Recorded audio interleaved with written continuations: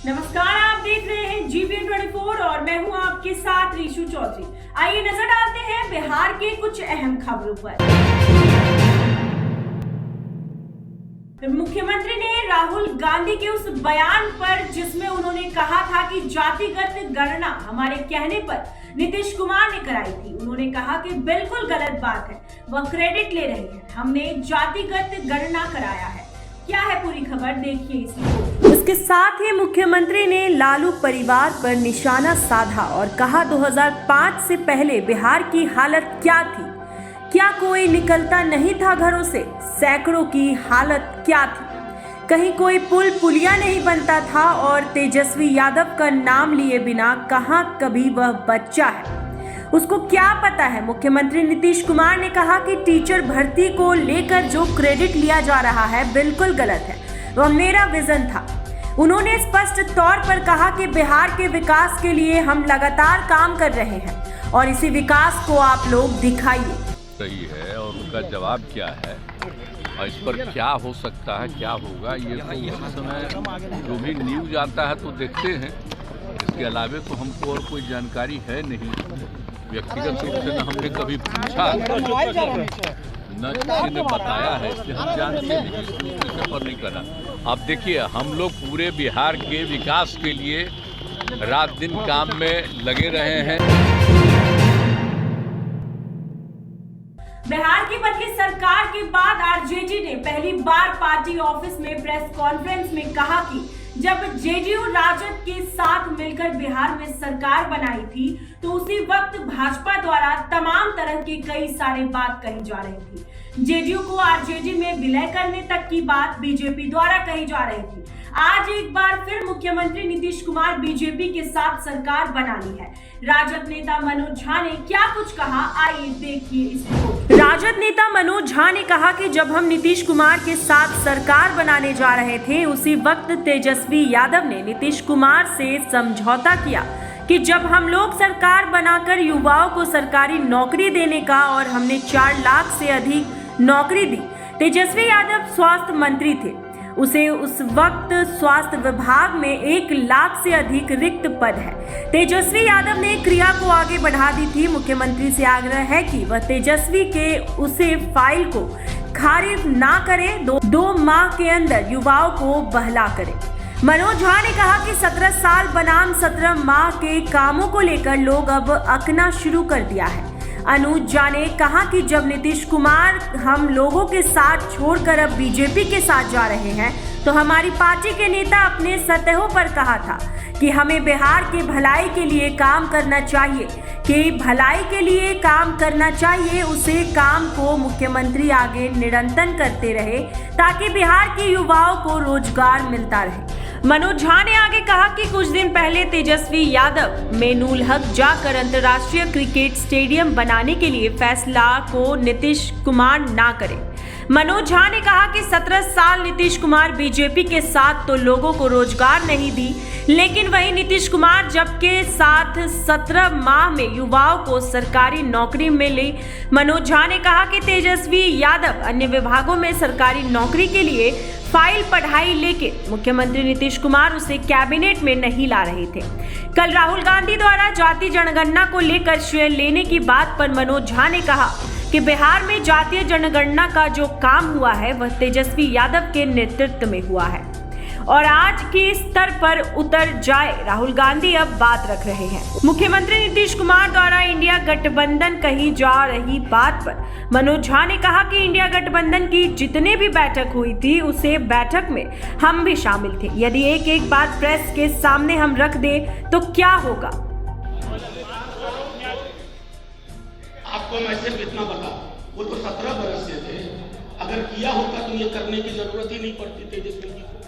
17 बरस में कितने रोजगार दिए, 17 महीने में क्यों इतने रोजगार मिले। एक बच्चा जानता है बिहार का कि तेजस्वी का एजेंडा था बेरोजगारी यात्रा के बाद से ये कमिटमेंट था, कमाई दवाई सिंचाई, और उस एजेंडे को हमने खोया नहीं। जब आप चल के आए कि हमको बचा लीजिए, प्रोटेक्ट करिए, तेजस्वी जी की पहली शर्त नौकरी नौकरी नौकरी, और उस शर्त को 17 महीने में जितना तेजी से पूरा कर सकते थे और जो कुछ वो साइन करके निकले हैं, फाइल जिनकी तैयार है, इसको कैबिनेट में नहीं लाया जा रहा, उनका जिक्र मैंने आपके समक्ष किया।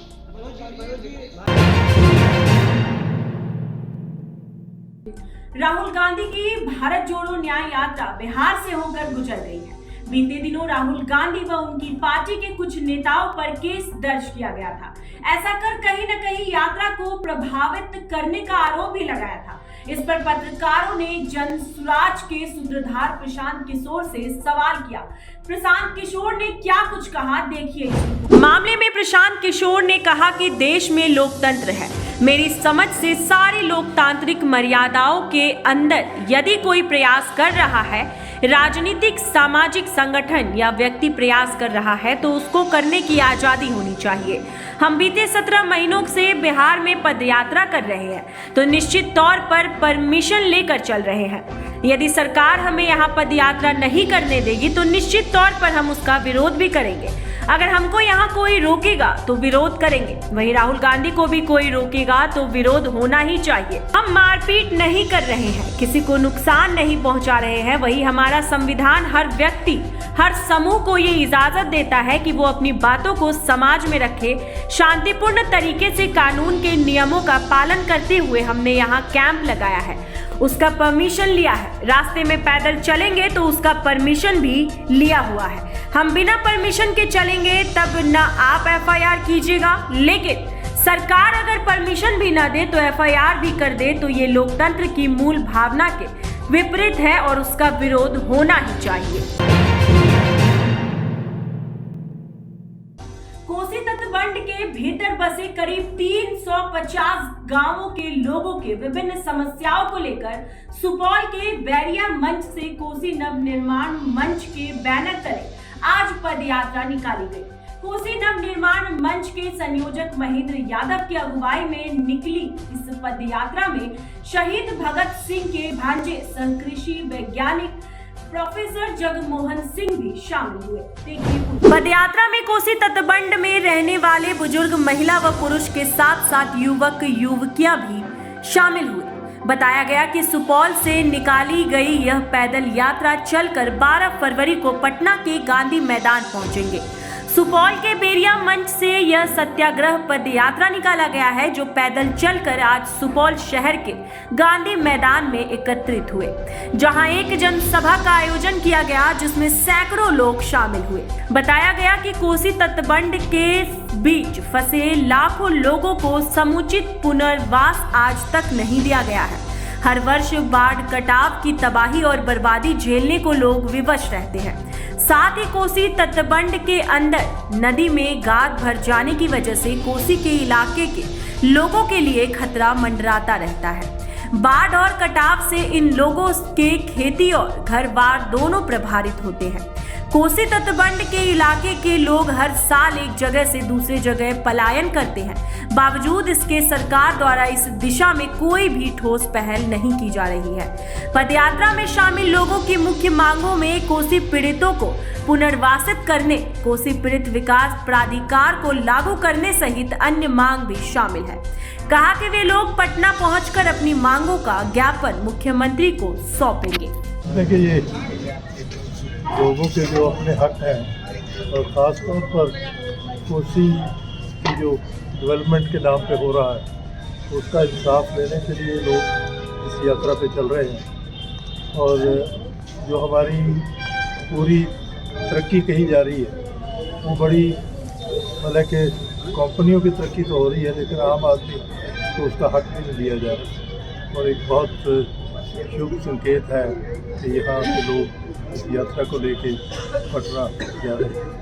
सर, बहुत लंबे समय से इन कोसी पीड़ितों का संघर्ष चल रहा है, लेकिन कोई सरकार, इन लोगों का कहना सरकार यह पद यात्रा यहाँ से शुरू होकर के बैरिया मंच से शुरू हुई है और ये चलते हुए अभी पहला पड़ाव है जहाँ पर गांधी मैदान में यहाँ के नागरिक समाज के साथ संवाद कर रही है और ये चलते हुए पटना तक जाएगी। 250 किलोमीटर कोसी के लोग पैदल चल के अपनी फरियाद सरकार के सामने सुनाएंगे। इनकी जो मांगे हैं कि जो बांध पर कटाव पीड़ित बसे हुए हैं या भीतर है, जो बाढ़ आती है, कटते हैं, उजड़ते हैं, उन लोगों को सरकार सर्वे करके उनको पुनर्वासित कराए। दूसरा मांग है कि जो कोसी पीड़ित विकास प्राधिकार जो बना था, वो पीड़ित विकास प्राधिकार गायब है, उसको सरकार सक्रिय और प्रभावित करे। तीसरा मांग है कि जो सर्वे में अभी भी पेच फंसा हुआ है कि जमीन का अभी के लिए बस इतना ही। बिहार से जुड़ी तमाम बड़ी खबरों को जानने के लिए आप बने रहिए हमारे साथ और देखते रहिए GBA 24।